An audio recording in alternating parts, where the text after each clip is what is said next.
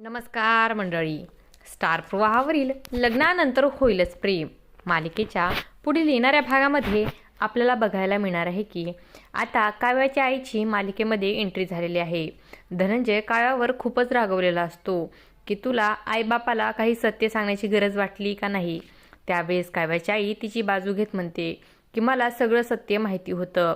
काव्याने लग्नानंतर मला सगळं काही सत्य सांगितलेलं होतं. काव्याने लग्नानंतर मला सगळं सांगितलं पण मी काही करू शकले नाही.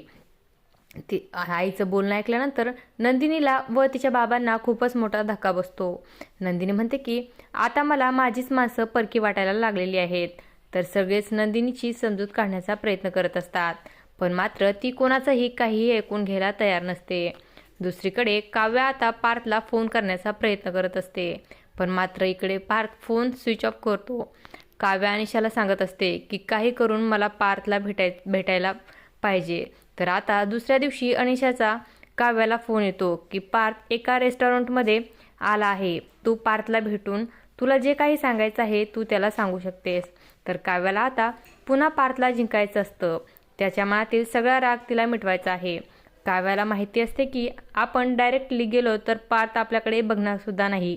त्यामुळे काव्या आता भन्नाट आयडिया करते. तिथे ती वेटर बनून जाते आणि ती पार्थला सेलेमन कॉफी देते. कॉफी पिताच पार्थला काव्याची आठवण येते. तो आता वेटरकडे बघतो तर ती काव्या असते. काव्या आता कान पकडून पार्थला सॉरी बोलत असते. अशाच मालिकांच्या नवनवीन अपडेट्स पाहण्यासाठी आपल्या चॅनलला सबस्क्राईब करा आणि व्हिडिओ आवडला असेल तर लाईक आणि शेअर करायला विसरू नका. धन्यवाद.